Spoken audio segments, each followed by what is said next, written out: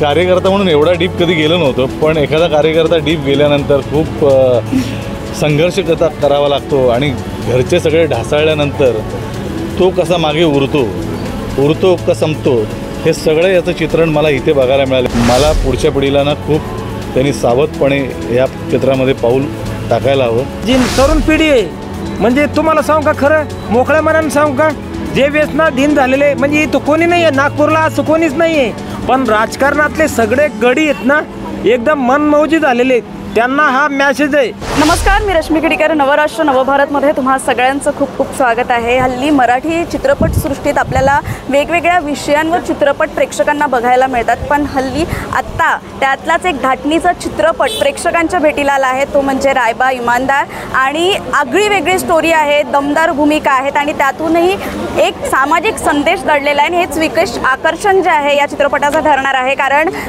विदर्भात हा चित्रपट चित्रित झालेला आहे. अनेक विदर्भाचे कलाकार आणि विदर्भाच्या सिनेसृष्टीला काहीतरी वेगळं वळण मिळणार आहे. आणि या संपूर्ण चित्रपटाबद्दल जाणून घेण्यासाठी या चित्रपटातील कलाकार निर्माते आता आपल्यासोबत आहेत. तुम्हा सगळ्यांचं नवभारत नवराष्ट्रमध्ये खूप खूप स्वागत आहे.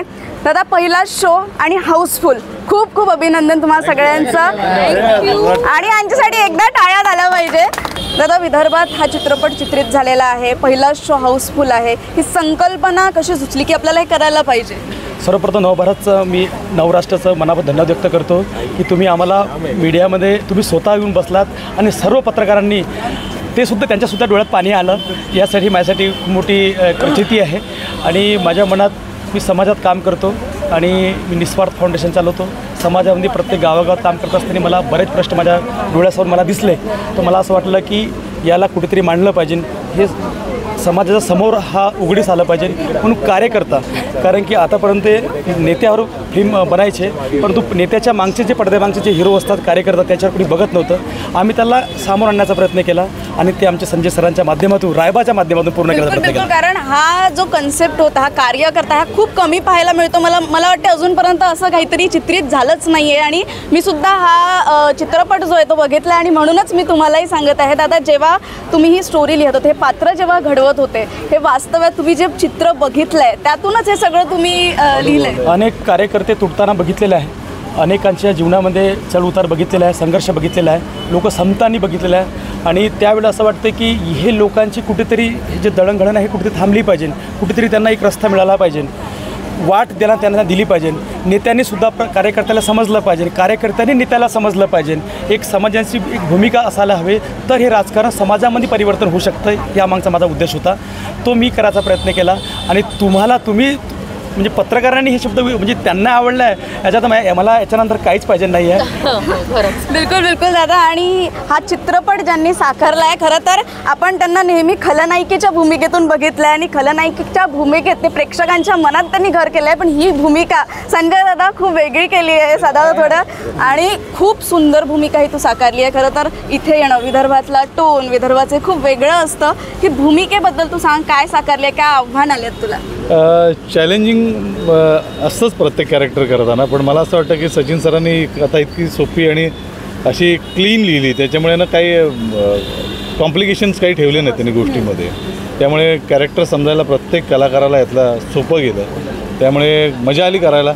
आणि विशेष करून नागपुरात आल्यानंतर मला घरचं सावजी आणि सगळंच खायला मिळालं. या माझी आहेत ज्यांनी आम्हाला सावजीचा एक चव चाखायला दिली. संपूर्ण सचिन घोडे परिवार, त्यांचे आई वडील, त्यांच्या मिसेस, त्यांचे सहकारी सचिव, ह्या सगळ्यांनीच त्यांनी इतकं छान कॉपरेट केलं या सिनेमाच्या बाबतीत. सहकलाकार म्हणून इतकी सगळी मातब्बर मंडळी आम्हाला इथे मिळाली. त्यामुळे मला असं वाटतं की ना सिनेमा सहज सोप्या पद्धतीनं प्रेक्षकांच्या मनात घर करतो आणि शेवटला अश्रू आल्याशिवाय राहत नाही. मला वाटतं की हीच या सचिन सरांच्या गोष्टीतली ताकद आहे, जे त्यांना म्हणायचं होतं, ते मर्म सांगायचं होतं, ते प्रेक्षकांपर्यंत बिलकुल. आणि जेव्हा आम्ही बघितला हा मूवी संपला, प्रेक्षकांना अश्रू जे आहे अनावर होते, ते अनेक जे मला वाटते कार्यकर्ते आले होते, त्यांची फॅमिली आली होती, वाईफ आली होती, ज्या वेदना, ज्या भावना तुम्ही यातून मांडलेल्या आहेत त्या खूप सुंदर. आणि खरं तर कार्यकर्ता म्हणून अनुभव कसा राहिला आहे? कार्यकर्ता म्हणून एवढा डीप कधी गेलो नव्हतो, पण एखादा कार्यकर्ता डीप गेल्यानंतर खूप संघर्ष करावा लागतो आणि घरचे सगळे ढासळल्यानंतर तो कसा मागे उरतो उरतो का संपतो हे सगळं याचं चित्रण मला इथे बघायला मिळालं, या गोष्टीत पाहायला मिळाल्यानंतर मला असं वाटतं की ना मला पुढच्या पिढीला ना खूप त्यांनी सावधपणे या क्षेत्रामध्ये पाऊल टाकायला हवं. विशेष करून त्यांच्या घरच्यांनी हे आपल्या पाल्याकडे लक्ष द्यायला हवं. आपला मुलगा नीट करेक्ट ठिकाणी जातो आहे ना, कारण हे संपूर्ण परिवाराने बघण्यासारखा सिनेमा आहे.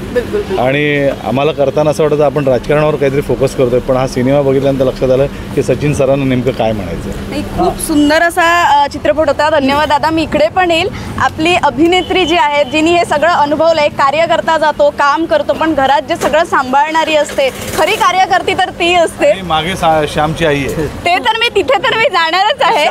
बिलकुल. ज्युनियर मकरंद नासपुरे, मी तुम्हाला यांची पण एक गोष्ट सांगणार आहे. ते तुझा अनुभव कसा होता? अरे माझा अनुभव, मला आजवर जितकेही पुरस्कार मिळाले, पण आजचा जो पुरस्कार मला की लगेच प्रेक्षकांच्या प्रतिक्रिया मिळाल्या आहे, तर त्यावरच विश्वास ठेवायला मला आता थोडी म्हणजे वेळ लागणार आहे थोडा.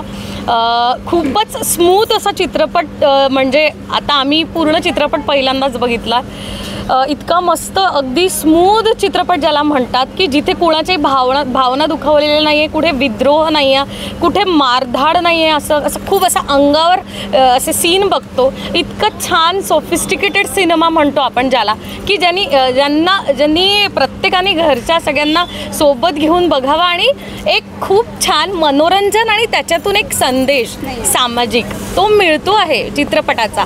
हा उद्देश इथे सफल होतो आहे. या सगळ्या गोष्टीचं क्रेडिट घोडे परिवार आणि श्रीश्री फिल्म्सला जात आहे. यांनी माझी निवड केली म्हणून आज माझ्या पदरी ही भूमिका आली आणि मला इतकी मोठी संधी मिळाली. त्याच्यासाठी तर मी आयुष्यभर ऋणी राहणार आहे आणि अजून काम करायचं आहे असं सगळे सांगतात आहे की काम करायचं. बिलकुल बिलकुल. आता बघा प्रयत्न चालू राहतील सरांचे. बिलकुलच. त्याबद्दल तुम्ही श्यामच्या आईबद्दल फक्त तुमचा हे कॅरेक्टर खूप इंटरेस्टिंग आहे. तुम्ही श्यामची आई आपण लहानपणापासून ऐकत आलोय, पण तुम्हाला एका वेगळ्या श्यामच्या आईला भेटवेल की त्यांचे सीन आले तर चित्रपट गृहात टाळ्यांचा जो गडगडाचा थांबत नव्हता, ती म्हणजे ही श्यामची आई. म्हणजे कॅरेक्टर तुम्ही जे निभावलंय तो खूप जबरदस्त आणि वेगळं होतं. आणि दुसरी गोष्ट म्हणजे चित्रपटात तुम्हाला मकरंद नासपुरेंना सुद्धा पाहायला मिळणार आहे, ते म्हणजे ज्युनियर मकरंद नासपुरे. त्यांचा गेटअप बघून तुम्हाला वाटतं आणि त्यांचा टोनही तसाच आहे. दादा काय कसं वाटलं हा पिक्चर? सर्वप्रथम तर तुमचं अभिनंदन की तुम्ही लोकांपर्यंत बातमी पोहोचवतात.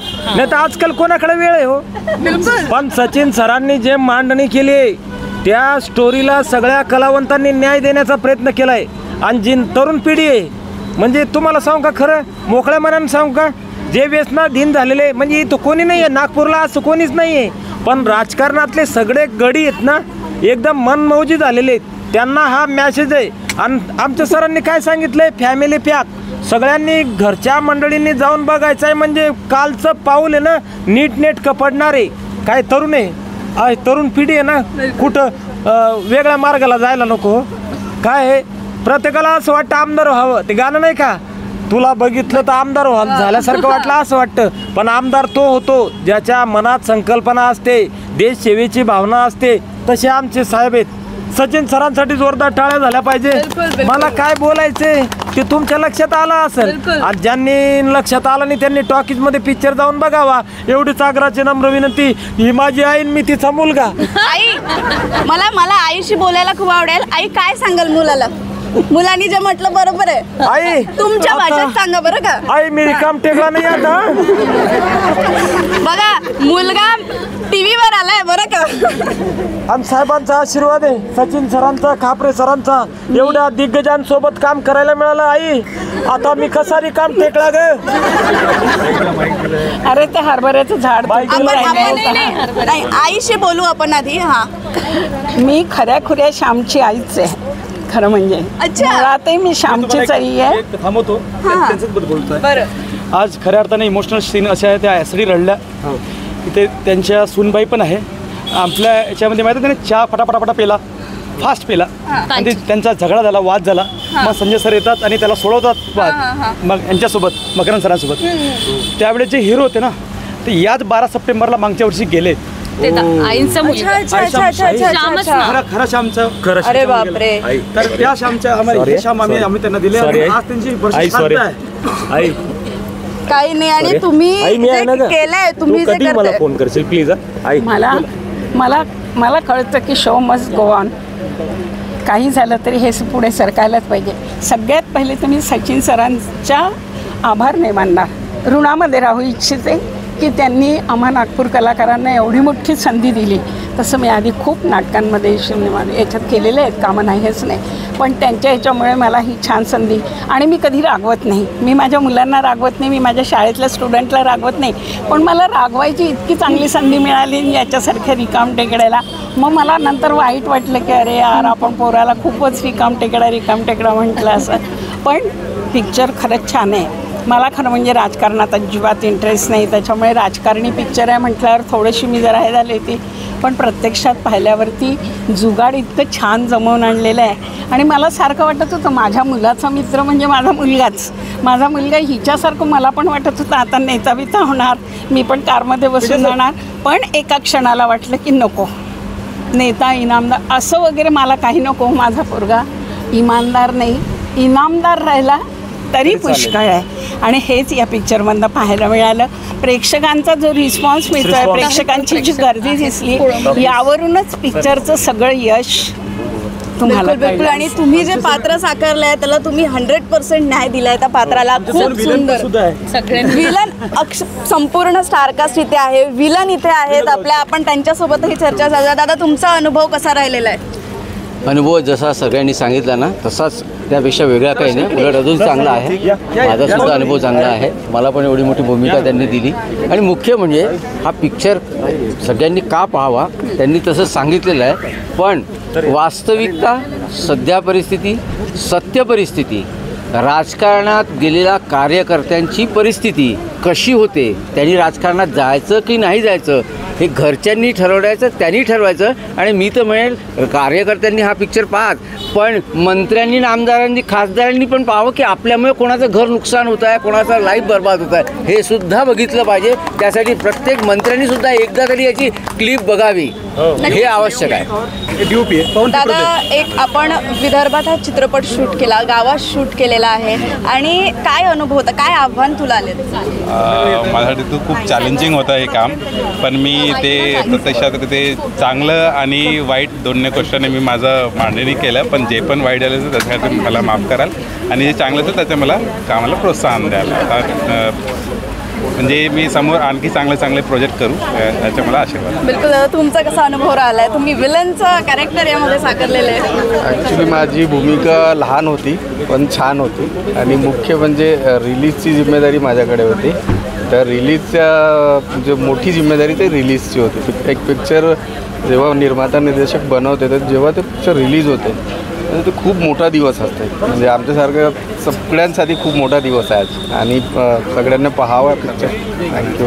बिलकुल दादा, आपल्याकडे आणखी एक पात्र आहे जे याच्यामध्ये खास करून त्यांचा एक डायलॉग तर खूप फेमस झाला आहे, तो तुम्हाला इथे आल्यानंतरच पाहायला मिळेल. दादा, तुमचा कसा अनुभव राहिला आहे?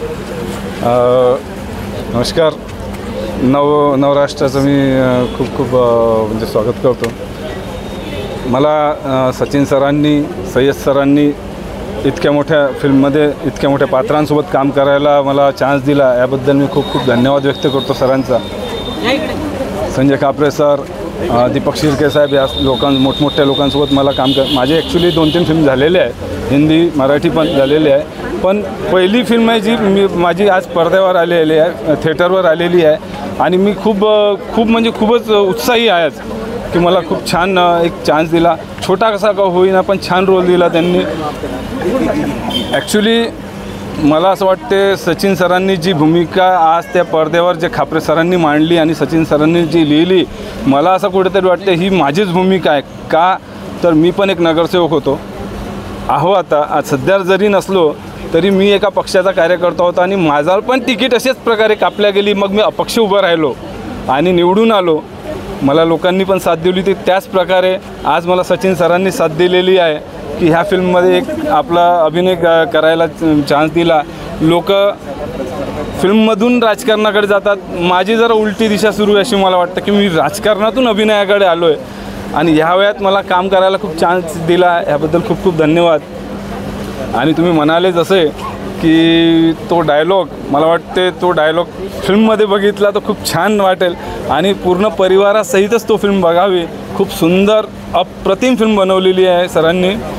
त्यात त्यांनी आपला जीव ओतलेला आहे आणि मला वाटते सरांनी अशाच प्रकारे परत ते ह्या सीन म्हणजे फिल्म्स बनवाव्या. नागपूरकरांकडनं मी एक बोलतो आहे, मी खर्रा नाही सोडणार, हां फुंकणं सोडणार एवढं नक्की. बिलकुल बिलकुल बिलकुल. आणि ते नागपूरकर म्हटलं तर खरं हा वेगळाच विषय असतो. कसा वाटला हा चित्रपट करून आणि सगळं? अगदी छान. ॲक्च्युली आमची टीम खरंच खूप छान होती आणि इतका छान चित्रपट मी कोरिओग्राफ केलेला याचा मला फारच आनंद होत आहे. आणि ऑडियन्स बघून तर खूपच जास्त आनंद आणि खूप सर्वांनी कलाकारांनी छान काम केलेलं आहे. आणि जे मेन लीडमध्ये आहेत त्यांना कोरिओग्राफ करताना मला खूप आनंद झाला. खूप छान सपोर्टिव्ह टीम होती अशी. थँक्यू. आणि सर्वांनी पिक्चर आवर्जून बघावं असं मला वाटतं. बिलकुल बिलकुल. शेवटी मी एवढंच म्हणेल की हा चित्रपट अतिशय मेहनतीने बनवला गेलेला आहे. इथले कलाकार आहे, बाहेरचे कलाकार आहेत मिळून हा चित्रपट बनवला गेलेला आहे. सामान्य माणसाच्या आयुष्यावर आहे, कार्यकर्त्यावर आहे. आणि इथे मी स्वतः पाहिलेलं आहे की अक्षरशः लोकांचे डोळे जे आहेत ते पाणावले होते. आजपासून चित्रपट जो आहे प्रेक्षकांच्या भेटीला आला आहे आणि नक्कीच तुम्ही हा चित्रपट जवळच्या दूरच्या चित्रपटगृहात जाऊन नक्की बघा. आणि या चित्रपटाचे अपडेट्स मी तुम्हाला देत राहणार आहे. कॅमेरा पर्सन सह रश्मी खेडीकर, नवराष्ट्र, नागपूर.